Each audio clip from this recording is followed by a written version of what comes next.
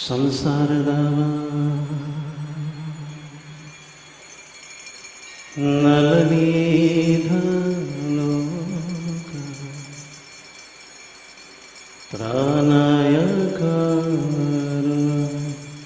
ಘನ ಘನ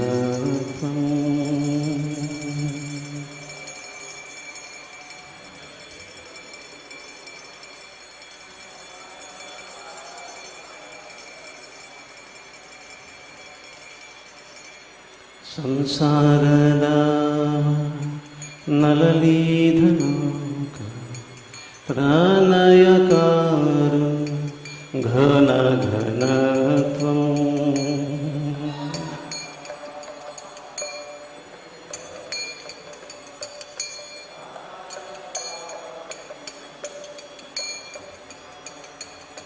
ಪ್ರಾತಸ್ಯ ಕಲ್ಯಾಣ ಗುಣಾನವಾಸ್ಯ ವಂದೇ ಗುರೋ ಶರಣರವಿಂದಂ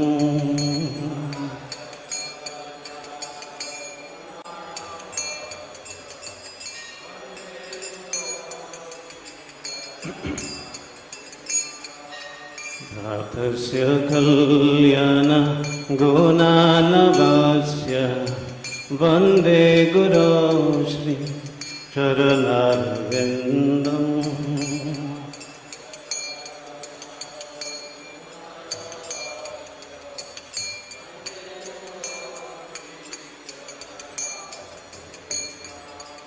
महाप्रभु की तन नित्य गीता बदित्रमाध्य मनसुर सेना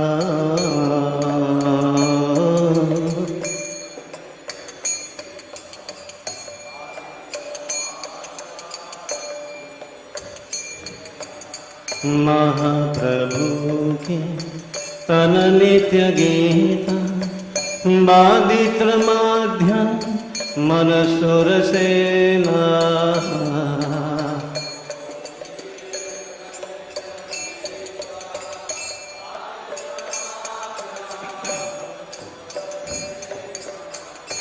रोमांचकं पासु तारांग भजो वंदे गुरो श्री शरणरविंदं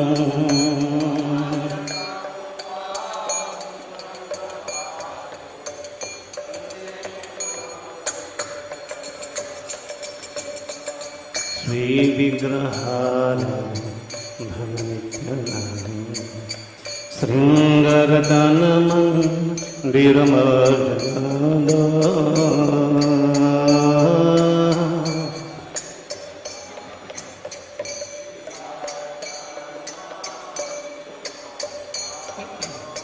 श्रीविग्रहार धननित्यनाम श्रृंगारतनमन्दिरमर्जनादो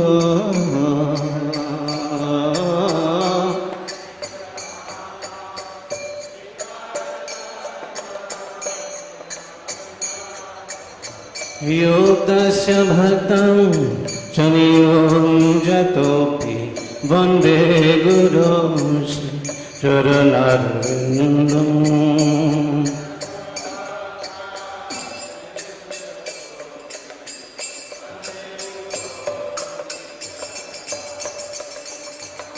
योगस्य भक्तं च नियोजतोऽपि वन्दे गुरो शरणरविन्दं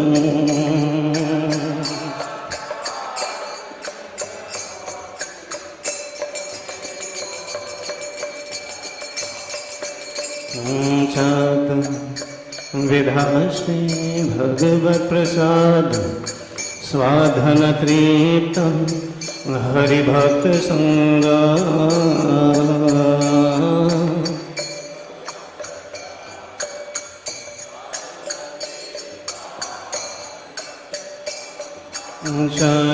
चतुर्विधाश्री भगवत्प्रसाद स्वाधन तृप्तं हरिभक्त संगा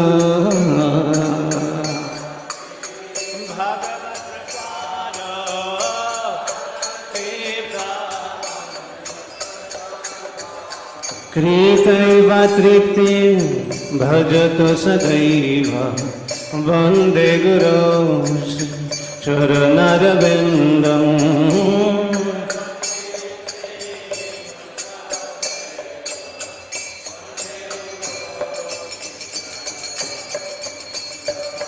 कृतैव तृप्ति भजतो सदैव वन्दे गुरो चरणारविन्दम्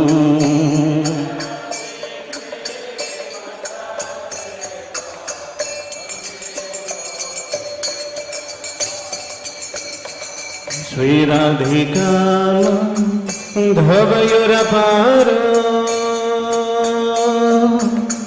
माधुर्यलीला गुणरूपनाम्ना श्रीराधिका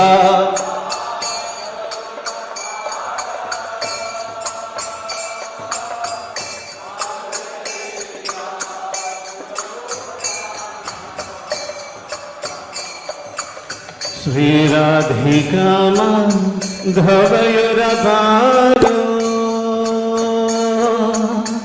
माधुर्यलीला गुणरूपनाम्ना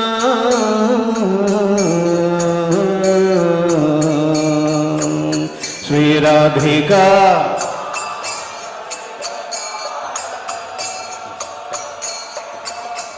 माधुर्यलीला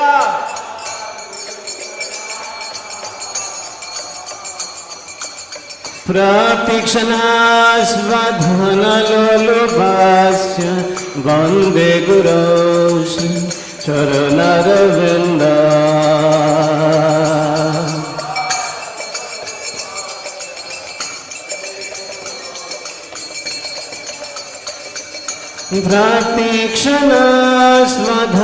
प्रतीक्षणास्वधनलोलुपास्य वन्दे गुरो चरणारविन्दा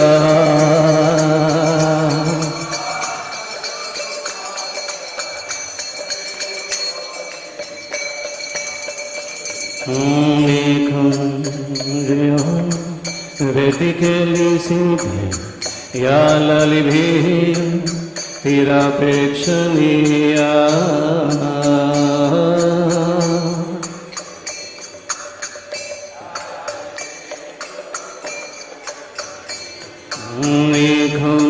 जयन रतिकेली सिंहे या ललिभिः तिरापेक्षणीया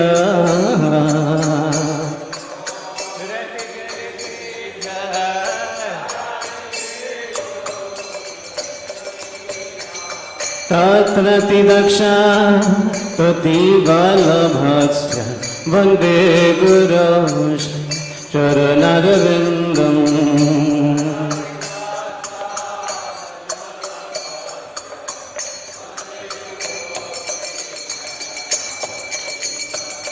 तत्र तिदक्षा ततिवल्लभस्य वन्दे गुरो चरणारविन्दम्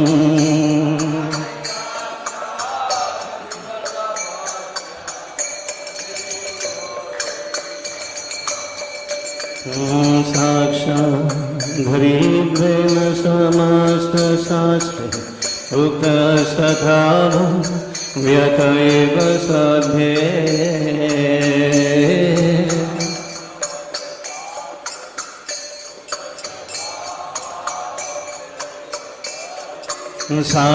साक्षाद्धरिद्रे समस्तशास्त्रे योक्तस्तथा व्यत एव साध्ये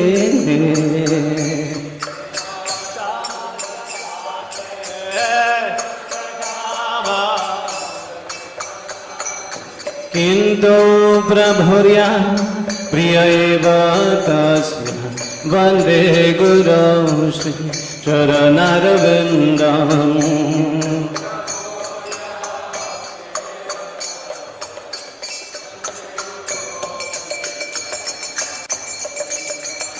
किन्तु प्रभुर्या प्रिय एव तस्य वन्दे गुरो चरणारविन्दम्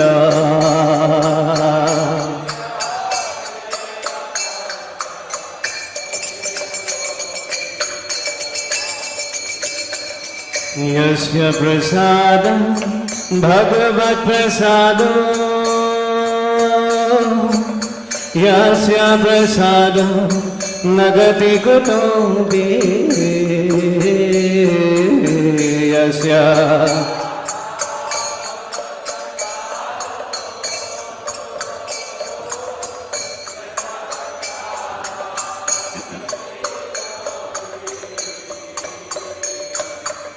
यस्य प्रसाद भगवत् प्रसाद यस्य प्रसाद न गति कुतोऽपि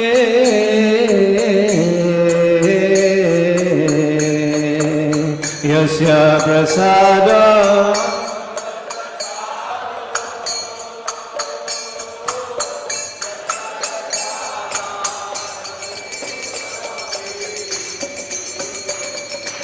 ध्यायं शुभं तस्य यशास्ति संज्ञं वन्दे गुरो शरणरविन्द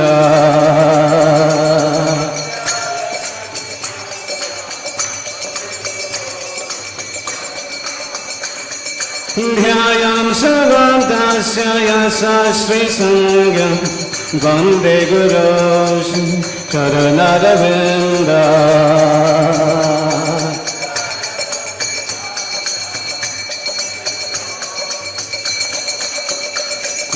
वन्दे गुरो श्री चरणारविन्द वन्दे गुरो श्री चरणारविन्द वन्दे गुरो श्री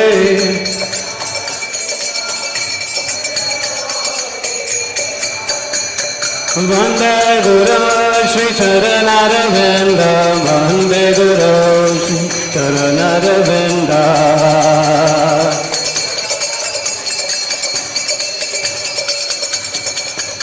प्रभुपाद प्रभुपाद प्रभुपाद प्रभुपाद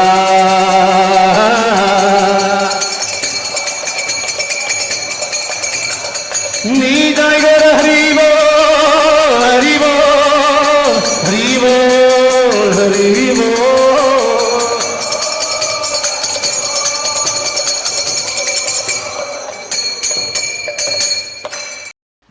तो आज के दिन हम लोग बलराम जी से प्रार्थना कर रहे हैं आध्यात्मिक शक्ति के लिए, स्पिरिचुअल एनर्जी के लिए, क्योंकि बलराम जी की कृपा नहीं है तो हम लोग बहुत कमजोर पड़ जाएंगे आध्यात्मिक जीवन। तो बलराम जी पूरे आध्यात्मिक जगत का अस्तित्व बना के रखते हैं। संधरी शक्ति इसको कहते हैं, स्पिरिचुअल एग्जिस्टेंस को बनाए रखने के लिए श्री बलराम जी और भगवान श्री कृष्ण के पहले विस्तार बलराम जी, फर्स्ट एक्सपेंशन। श्रील प्रभुपाद जी वृंदावन में कृष्ण बलराम की तरफ देख के पूछे, इनमें से दोनों में से कौन बलवान है? अधिकांश भक्तों ने कहा बलराम जी बलवान है क्योंकि बलराम है। तो प्रभुपाद ने कहा नहीं, बलराम जी देखिए कृष्ण के कंधे पर हाथ रखे खड़े हैं, उनका सहारा लेकर खड़े हैं। देखिए स्वयं भगवान का मतलब क्या होता है।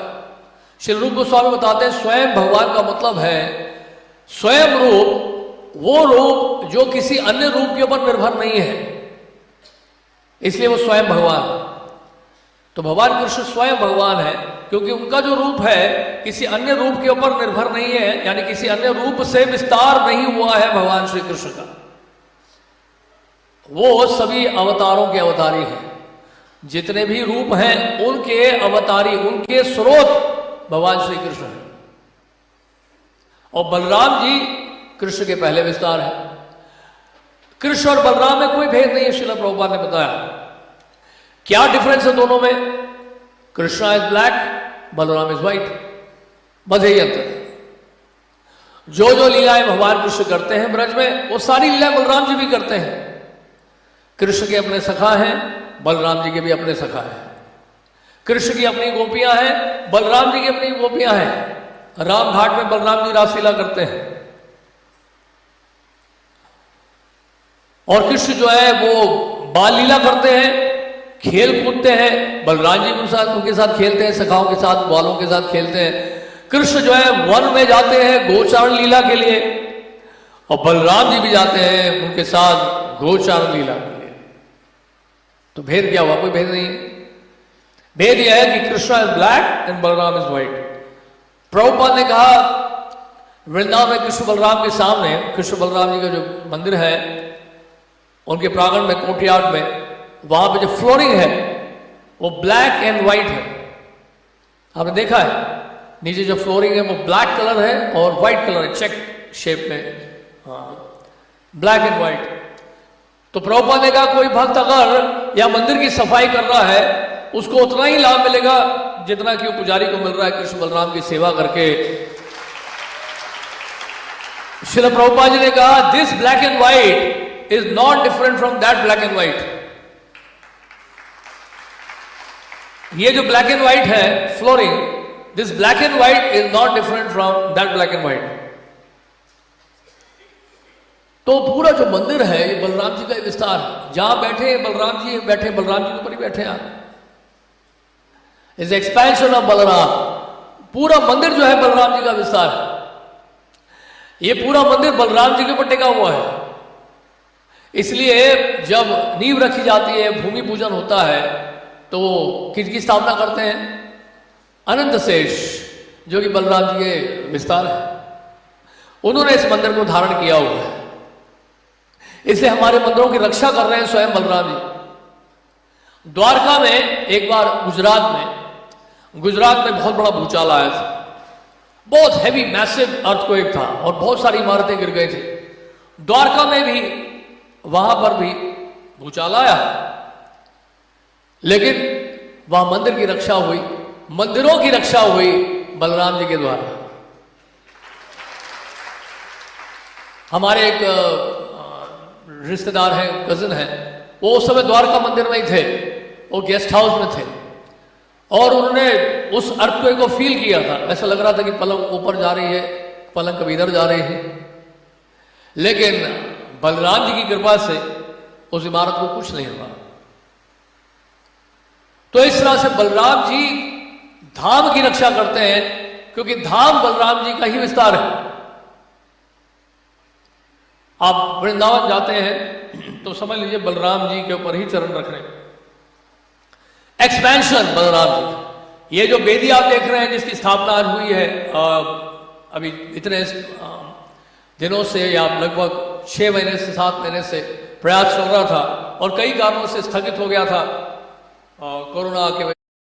हरे कृष्ण कृष्ण कृष्ण। इच्छाएं पूरी हो जाती हैं बलराम जी की कृपा से। भौतिक इच्छा हो सकता पूरी हो ना हो, तो पक्का नहीं, लेकिन आध्यात्मिक इच्छाएं जो है निश्चित रूप से पूरी होती है, गारंटीड है। समय का इंतजार है, बस समय देखिए तो हो सकता है लग जाए उसमें थोड़ा सा, लेकिन निश्चित रूप से वो इच्छा पूरी होती है। आप केवल इच्छा करिए बस कि मुझे कृष्ण के लिए करना है, देखिए फिर कैसे व्यवस्था होती। वो इच्छा जो है वो जेन्युइन होना चाहिए, वो इच्छा आपकी जो है एकदम से स्ट्रांग होनी चाहिए। बलराम जी से प्रार्थना करते हुए कि मैं ये करना चाहता हूं आपके लिए सेवा, फिर देखिए क्या व्यवस्था करते हैं बलराम जी आपके लिए, आपको निमित्त मात्र बना देंगे। तो बलराम जी जो है वो अखंड गुरु तत्व है, आदि गुरु है हम सबके। जितने गुरुजन हैं वो बलराम जी के ही प्रतिनिधि हैं। तो अभी बता रहे थे बलराम जी अपना विस्तार कर रहे हैं इस वेदी के रूप में। ये जो ऑल्टर है ये बलराम जी का ही विस्तार है, और जहां वो शैया है, डीटीज के जो बेड स्टेड है, और वो भी बलराम जी का विस्तार है। शिव विग्रह के जो आभूषण हैं वो सभी बलराम जी के विस्तार है। उनके आप देखिए आभूषण जो है, श्रृंगार का जो जितना भी सामान है और जितने भी पैराफेरेलियास हैं जो कि जिसका उपयोग किया जाता है आरती के दौरान, वो सभी बलराम जी के विस्तार है। वहां जो ऑल्टर में जो पादुका है, चरण पादुका है, वो सभी बलराम जी का विस्तार है। तो बलराम जी हालांकि भगवान है, पहले विस्तार है, उनको सेवक भगवान भी कहा जाए, सर्विटर गॉड हेड, सेवक भगवान। तो बलराम जी भगवान होते हुए भी भगवान कृष्ण के लिए सेवा की भावना रखते हैं। और माता यशोदा हमेशा बोलती है कृष्ण बलराम जी को कि ध्यान रखना इसको कन्हैया का। आप लोग जा रहे हो गोचारण लीला के लिए, कंस बार बार असुर भेजता रहता है, राक्षस भेजता रहता है रोज, तो आप ध्यान रखना इसका, आपके ऊपर जिम्मेदारी लेके जा, मैं इसको भेज रही हूं। तो बलराम जी तो विशेष ध्यान रखते ही थे कृष्ण का। अब एक समय ऐसी हुआ कि भांडिर वन में एक घटना हुई।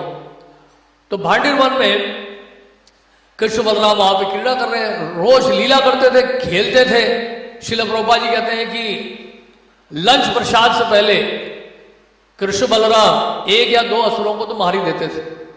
उनके लिए तो रोज का एक खेल था, और 10-11 वर्षों के लिए लगातार ऐसा ही करते रहे। तो कितने असुर राक्षस मार दिए, सोच के देखो, कैलकुलेट कर लो। नहीं, मथुरा जाने से पहले रोज 1-2 असुरों को ऐसे मार रहे हैं लंच टाइम से पहले। उसके बाद यमुना जी के पास बैठकर भोजन लीला हो रही है, बढ़िया से प्रसाद मारे हैं। तो ऐसे में भांडिर वन में कृष्ण बलराम एक बार खेल रहे हैं अपने सखाओं के साथ। और खेल ऐसा होता था कि कई बार क्या खेल में क्या होता था, कृष्ण हार जाते थे। कृष्ण लगभग हारते ही थे हमेशा। अब वो हारेंगे तो अपने भक्तों से हारेंगे, अपने सखाओं से हारेंगे, तो उनको हारने में बड़ा मजा आता है। जब सखा लोग उनको हराते हैं और उनको फिर मुर्गी बनने के लिए कहते हैं, राइट, और उनको नाचने के लिए कहते हैं, तो तरह तरह के दंड मिलते हैं। या फिर किसी को उठा के लेके जाओ, जो हारेगा वो अपने पीठ में लेके जाएगा, जो जीतेगा उस पार्टी के जो सखा हैं उन सखाओं को उठा के ले जाना पड़ेगा, किसको, जो हारे हुए हैं। तो ऐसा खेल खेला जा रहा था वहां पर। और खेल खेल में क्या हुआ, कृष्ण की पार्टी हार गई, डिफीटेड। अब ये जब हार गए तो फिर अब उसमें कई सखा थे, भद्रसेन, वृषभ, ये सब जो सखा साथ में थे। श्रीधाम सखा जो बलराम जी की तरफ से श्रीधाम सखा थे। और ये श्रीधाम सखा ये जब हारे, कृष्ण जब हारे, तो फिर ये फैसला किया गया कि कृष्ण जो है वो श्रीधाम सखा को उठाएंगे अपने पीठ पे। और उसके बाद जो भद्रसेन है वो वृषभ को उठाएंगे, भद्रसेन वृषभ को उठाएंगे। और फिर उस समय एक राक्षस आया ग्वाले के रूप में, डिस्गाइज, कंस के द्वारा भेजा गया। तो कई बार ऐसे ना वेश बदल कर आते थे, इनकी वही मायावी होते थे राक्षस, रूप बदल लेंगे अपना, किसी भी रूप में प्रकट हो जाए, सखा के रूप में या बछड़े के रूप में, बत्सासुर जैसे था बछड़े के रूप में, या फिर शकट के रूप में शक्तासुर जैसे था, या गधे के रूप में धेनुकासुर के रूप में, या फिर तृणावर्त के रूप में भवंडर के रूप में, टॉर्नेडो तृणावर्त के रूप में, शक्तासुर के रूप में, तृणावर्त के रूप में, वत्सासुर के रूप में, अगासुर के रूप में, अजगर के रूप में, या फिर सबसे पहले राक्षसी के रूप, राक्षसी नहीं, पूतना, एक बहुत सुंदर स्त्री के रूप में गोकुल में आई। अलग अलग राक्षसों को भेजा। जी भारतवर्ष के जितने भी राक्षस थे वो सब कंस के ही चेले थे, वो सब कंस के साथ जुड़ गए। कुछ मंत्री बना दिया, किसी को राजा बना दिया, किसी को कुछ बना दिया, अपने सारे अपने कब्जे में रख लिया। इतना पावरफुल था कंस। तो ये सब हाँ जी करते थे, यस सर, आप जो बोलिए हम करेंगे। अच्छा, इसको खत्म करना है, दोनों को वहां से उठाना है, कृष्ण बलराम का अपहरण करना है, उठा के ले आते हैं। तो प्रलंबासुर को इसलिए भेजा गया था। तो प्रलंबासुर आए और वो ग्वाले के रूप में, अब वो कृष्ण की तरफ से खेल रहे थे। कृष्ण की तरफ से जब खेले तो फिर अब खेल खेल में जैसे हमने बताया कि कृष्ण हार गए। तो अब क्या था, अब प्रलंबासुर को उठाना था बलराम जी ने। किसको उठाना था? प्रलंबासुर को बलराम जी ने उठा लिया। अब उसके बाद बलराम जी को लेके चलते चलते आकाश की तरफ चला गया प्रलंबासुर। बादलों के ऊपर और अपने विशाल राक्षस रूप में प्रकट हो गया। बलराम जी को पता चल गया था। बलराम जी ने अपना भार बढ़ा दिया, वो बलराम जी को उठा नहीं पा रहा है।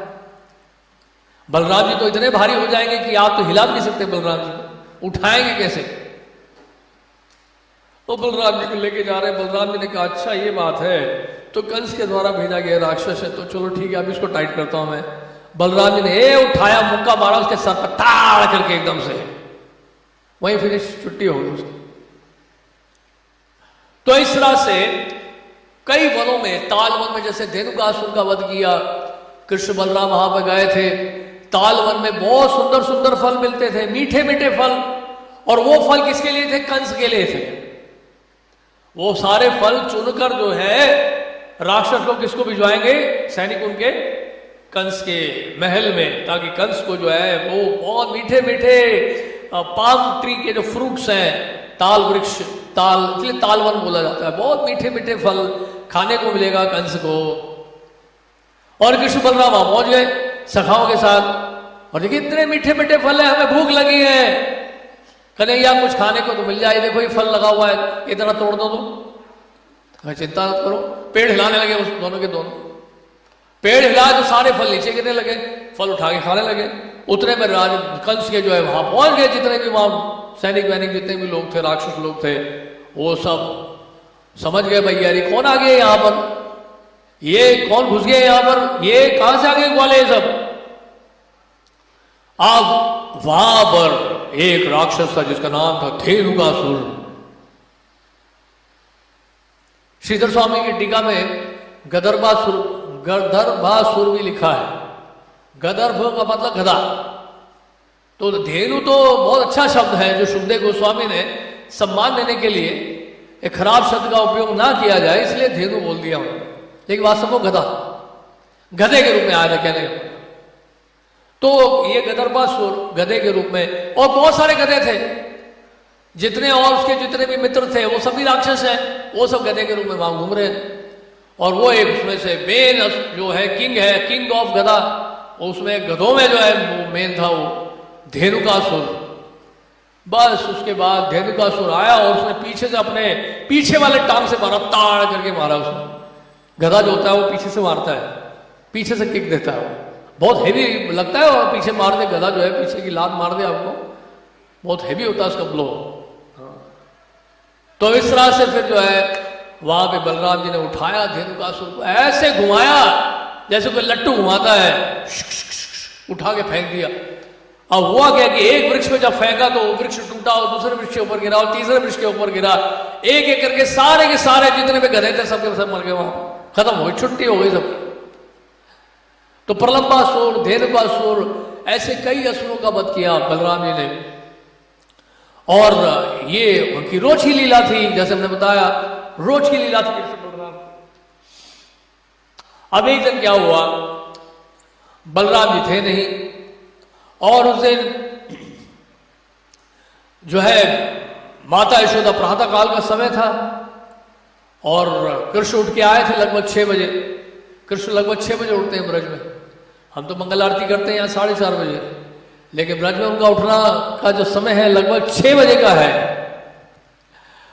तो उठ के आए और उनको दूध पीना था, स्तनपान करना चाहते थे। माता यशोदा ने स्तनपान कराना शुरू किया। वो तो दही मथ रही थी ताकि तुरंत वहां से गायब हो ली, दूसरे कमरे में चले गए।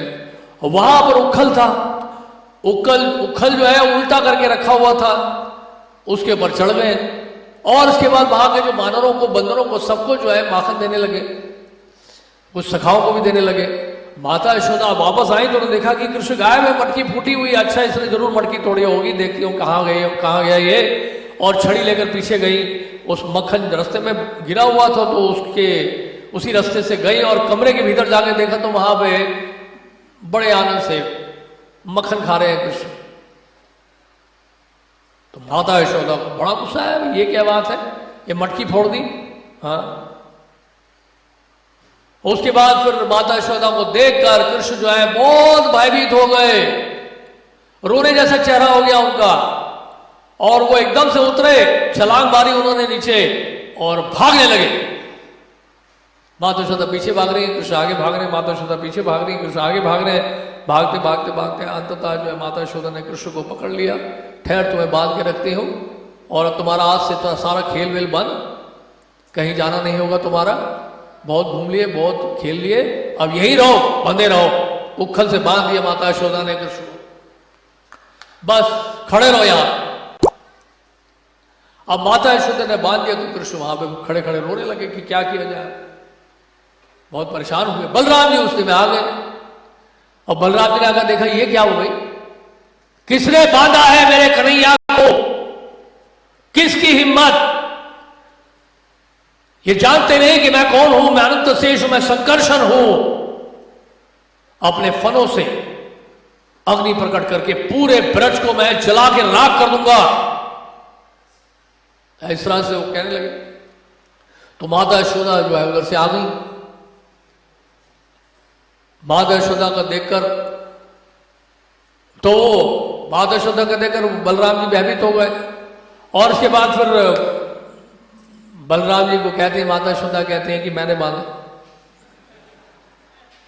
पहले तो बलराम जी को पता चला किसी और से कि ये तो मैया ने बांधा है कृष्ण को। अच्छा, मैया ने बांधा है, वो सारा डायलॉग भूल गए वो जो बोला। तो माता यशोदा जब सामने आई तो फिर वही बात बोलने लगे वो, क्योंकि वो रोने लगे। अच्छा, मुझे कोई नहीं छुड़वाएगा, मैं ऐसे ही बंधा रहूंगा, रस्सी से बंधा रहूंगा मैं। तो बहुत ज्यादा दुखी हो रहे थे तो फिर रोने लगे। तो फिर और बलराम जी बोलने लगे, माता यशोदा सामने आ गई, बोले कि आपने इनको बांधा है, आप जानते नहीं कौन है, यही है जिन्होंने राम अवतार लिया था, सेतु बनाया था, लंका के ऊपर आक्रमण किया था, यही वामन है जिन्होंने तीनों लोगों को 2 पग में नाप लिया था, सभी दिशाओं को नाप लिया 2 पग में। ये भगवान वामन देव है, ये मत्स्य अवतार हुए हैं। एक एक अवतार को गिनने लगे हो कि इन्होंने ये अवतार लिया था, ये अवतार, ये नरसिंह भगवान है जिन्होंने हिरण्यकश्यप का वध किया था, आपके घर में ये प्रकट हुए हैं। तो माता यशोदा बोलते हैं, अच्छा ठहर, तो मैं अभी बता दी तुम्हें, सारे अवतार जो है मेरे घर में ही जन्म लेते हैं। जब बिल्ली म्याऊं म्याऊं करती है, ये भागा भागा मेरे पास आता है मेरे गोद में बैठने के लिए, और तुम कहते हो ये अवतार है, ये भगवान है, ये कैसा भगवान है। तो बलराम जी वहीं से भाग लिए। तो सोच के देखिए, बलराम जी जो है इतना बल, आध्यात्मिक बल, कृष्ण के पहले विस्तार, लेकिन जब वात्सल्य रस की बात आती है तो वात्सल्य रस का पूरा स्वादन करते हैं और ऐसा प्रतीत होता है कि लगता ही नहीं कि ये भगवान। तो इस तरह यहां पर वर्णन मिल रहा है, यहां पे लिखा है कि देवकी के गर्भ से निकालकर और रोहिणी के घर में भेजे जाने के कारण रोहिणी का पुत्र संकर्षण भी कहलाएगा। तो 6 पुत्रों का वध कर दिया था कंस ने। 6 पुत्र कौन है? काम, क्रोध, लोभ, मोह, मद, मात्सर्य, इसको कहते हैं षड रिपु। ये 6 प्रकार के जो अनर्थ है, ये 6 प्रकार के जो असुर हैं, हम सबके हृदय में वास कर रहे हैं। और इन अनर्थों की निवृत्ति होती है बलराम जी की कृपा से। बलराम जी की जब कृपा हो जाएगी तो अनर्थों की निवृत्ति हो जाएगी। तो बलराम जी क्या करते हैं? इन अनर्थों का नाश करते हैं, और जब ये अनर्थ नष्ट होते हैं तो कौन प्रकट होते हैं हृदय में? भगवान श्री कृष्ण प्रकट होते हैं। तो बलराम जी की कृपा से होता है। इसलिए क्या है, बलराम जी की जो प्रतिनिधि है श्री गुरु, गुरुदेव का आश्रय लेते हैं भक्त लोग। तो गुरुदेव वो बलराम जी और श्रीमती राधा रानी दोनों के ही प्रतिनिधि हैं, क्योंकि जब तक बलराम जी की कृपा नहीं होगी राधा रानी की कृपा नहीं होगी। और जिसके ऊपर गुरु की कृपा है उसके ऊपर बलराम जी की कृपा भी है और श्रीमती राधा रानी की कृपा भी है। तो ये डबल फायदा हो जाता है। तो जो गुरु है वो बलराम जी को रिप्रेजेंट कर रहे हैं। बलराम जी की शरण में जो जाना चाहता है उसको क्या करना होता है? गुरु की शरण लेनी पड़ती है। और ऐसे गुरु की शरण लेने से क्या होता है? ये 6 प्रकार के जो असुर हैं, ये 6 प्रकार के जो राक्षस हैं, धीरे धीरे धीरे उन सब का क्या हो जाता है? वध हो जाता है। तो इस तरह से बलराम जी, जैसे ये 6 असुरों का वध हुआ तो भगवान ने योग माया को आज्ञा दी कि बलराम जी प्रकट होने वाले हैं 7वें गर्भ में, उनको आपको स्थानांतरित करना है माता देवकी के गर्भ से माता रोहिणी के गर्भ से माता रोहिणी के गर्भ में स्थापित करना है। तो स्थानांतरित किया गया। माता देवकी के गर्भ में बलराम जी प्रकट हुए और वहां से स्थानांतरित किया गया उनको माता रोहिणी के गर्भ में। तो इस तरह से बलराम जी का आविर्भाव। तो संकर्षण भी इसलिए कहा जाता है। संकर्षण का मतलब यह भी होता है, ये जो लॉ ऑफ ग्रेविटेशन है, जो खिंचाव बनता है, ग्रेविटेशन, जो गुरुत्व आकर्षण जिसको कहते हैं, वो भगवान संकर्षण के कारण। लेकिन Prabhupada ji law of gravitation को इतना एब्सोल्यूट नहीं बताते हैं, क्योंकि लॉ ऑफ ग्रेविटेशन जो है वो बेसिकली ये एयर के मैनिपुलेशन के ऊपर निर्भर करता है। अगर आप एयर को ठीक से मैनिपुलेट कर लोगे तो लॉ ऑफ ग्रेविटेशन में अप्लाई नहीं होता। जैसे हवाई जहाज एयर को मैनिपुलेट करते हवाई जहाज ऊपर उड़ रहा है, लॉ ऑफ ग्रेविटेशन कहां काम कर रहा है उसमें? तो एयर का मैनिपुलेशन है बेसिकली। लेकिन जो भी है वो गुरुत्व आकर्षण जो है वो किसके कारण है? बलराम जी के कारण है, भगवान संकर्षण के कारण है। और ये संकर्षण का आश्रय अगर कोई ले लेगा या बलराम जी का आश्रय कोई ले लेगा तो संकर्षण का मतलब आकर्षण भी होता है, एक खिंचाव भी होता है, एक अट्रैक्शन भी होता है। जैसे अट्रैक्शन का मतलब, जैसे फॉर एग्जाम्पल लोहा और चुंबक। अब चुंबक को लोहे के सामने रखो तो लोहा जो क्या होता है, खिंचता है, अट्रैक्ट होता है चुंबक के कारण। तो वही कार्य भगवान संकर्षण का है, बलराम जी का है। तो जिसने बलराम जी की शरण ले ली वो किसकी तरफ खींचेगा? कृष्ण की तरफ खींचेगा। संकर्षण का मतलब यह है कि आपको बलराम जी पुल करेंगे और भगवान कृष्ण तक लेके जाएंगे। तो इस प्रकार से जो है ये अट्रैक्शन जो है, इस आकर्षण जो है, जो वो है बलराम जी की कृपा से होता है। तो आज बड़ा ही शुभ दिन है बलराम जयंती का, बलराम पूर्णिमा, भगवान श्री बलराम जी का आविर्भाव। और बहुत सुंदर मंदिर श्रील प्रभुपाद जी ने वृंदावन में बनाया कृष्ण बलराम का। और हमारे गुरु महाराज ने यहाँ पर दिल्ली में ही पंजाबी बाग में, आज समय मिले तो वहां भी जा सकते हैं आप। कितना लाभ है देखिए इतने सारे मंदिरों का। हाँ, जहां कृष्ण बलराम को देखना तो उधर चले जाओ, राधा पार्षद को देखना इधर चले जाओ, राधा मदन मोहन जी को देखना है तो गाजियाबाद चले जाओ। धीरे धीरे एक एक करके सब आ रहे हैं। रुक्मिणी द्वारका जाना तो द्वारका भी इधर ही है, कहीं जाने की जरूरत ही नहीं। वृंदावन जाना है तो राधा रमन जी के दर्शन कर लो, राधिका रमन जी के दर्शन कर लो पंजाबी बाग में। अब रोहिणी में शायद राधा माधव आ रहे हैं, नहीं, राधा माधव के दर्शन करने जो श्रीधाम मायापुर में तो रोहिणी चले जाना, और राधा गोपीनाथ जी के दर्शन करने तो लुधियाना चले जाना। राधा गोपीनाथ जी वहां पे आने वाले हैं। राधा गोविंद देव जी का दर्शन करना है तो बस इस तरफ चले जाओ, नोएडा की तरफ चले जाओ। नोएडा में जो मंदिर है राधा गोविंद देव जी का मंदिर है। तो मदन मोहन, गोविंद, गोपीनाथ सब इधर ही हैं। दिल्ली एनसीआर में बसा दिया वृंदावन, दिल्ली एनसीआर में कुरुक्षेत्र बसा दिया हमारे गुरु महाराज ने। राधा पार्षद कुरुक्षेत्र है, कुरुक्षेत्र भी इधर ही है, द्वारका उस तरफ है, ब्रज इस तरफ है, और इस तरफ वृंदावन, गोविंद देव जी इधर है, मदन मोहन जी इधर है, सब कुछ यही है, कहीं जाने की आवश्यकता नहीं। पूरे दिल्ली को वैकुंठ बना दिया, वैकुंठ के उससे आगे ब्रज बना दिया, गोलोक वृंदावन बना दिया। तो आज हम प्रार्थना करें आप सब मिलकर बलराम जी से कि हमें वो आशीर्वाद दें और हमारे ऊपर कृपा करें कि हमें भी आध्यात्मिक बल उनकी कृपा से प्राप्त हो, आध्यात्मिक शक्ति प्राप्त हो, और अपने गुरुजनों के, गुरुदेव के चरणों में हमारी श्रद्धा, हमारा विश्वास, हमारा समर्पण बढ़े। बलराम जी की कृपा से आध्यात्मिक शक्ति प्राप्त हो। बहुत जरूरी आध्यात्मिक शक्ति भक्ति में लगे रहने के लिए, स्पिरिचुअल स्ट्रेंथ, स्पिरिचुअल एनर्जी, आध्यात्मिक शक्ति की बहुत आवश्यकता है माया का सामना करने के लिए। तो इसलिए हम बलराम जी से प्रार्थना करें और बलराम जी के आशीर्वाद से आज बलराम जयंती का दिन शुभ दिन है। आराधा पार्षद अपने बेदी में विराजमान होंगे फिर से, बलराम जी के बेदी में ही, बलराम जी का बेदी है ये, तो उसी में श्री श्री राधा पार्षद जी आके बैठेंगे। और आगे एक बात बता दें आपको, विशेष सूचना, अच्छा याद आ गया मुझे, अगले वर्ष जो है बहुत ही महत्वपूर्ण है, अभी हमने बताया नहीं किसी को, लेकिन ये आपको बता रहे हैं। अगला वर्ष जो है बड़ा ही महत्वपूर्ण है, 2022 क्योंकि सामापुर इस ग्रह सामापुर से प्रार्थना करेंगे अगले वर्ष भी कोई चमत्कार करें, क्योंकि श्री श्री राधा पार्थसारथी का अगले साल गोल्डन जुबली ईयर है।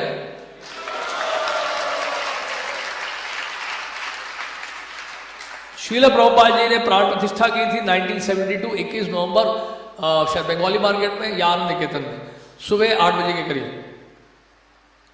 तो 1972 2022 50 इयर्स, 50 साल पूरे हो जाएंगे अगले वर्ष। तो अगले साल इसलिए सामापुर कुछ बोल रहे हैं, कुछ अगले साल भी कुछ करना चाहते हो। 1 जनवरी 2022 को श्रील प्रभुपाद जी का आसन भी बदल जाएगा, नया आसन आ जाएगा। बहुत बढ़िया। देखिए एक क्या करके चमत्कार करते जा रहे हैं, अभी तो बहुत सारे चमत्कार होने वाले हैं उनसे, आप देखते जाइए। तो 2022 में जो है श्री श्री राधा पार्थसारथी को 50 वर्ष पूरे हो जाएंगे। 50 वर्षों से श्री श्री राधा पार्थसारथी की सेवा चल रही है भक्तों के द्वारा, और आप सबकी भी जिम्मेदारी है कि आप इस सेवा को जारी रखें। हाँ, परंपरा का मतलब यही है कि राधा पार्थसारथी की सेवा, इन शिव विग्रहों की सेवा बंद नहीं होनी चाहिए। नहीं, हमारे साथ कुछ भी हो जाए, उनकी सेवा बंद नहीं होनी।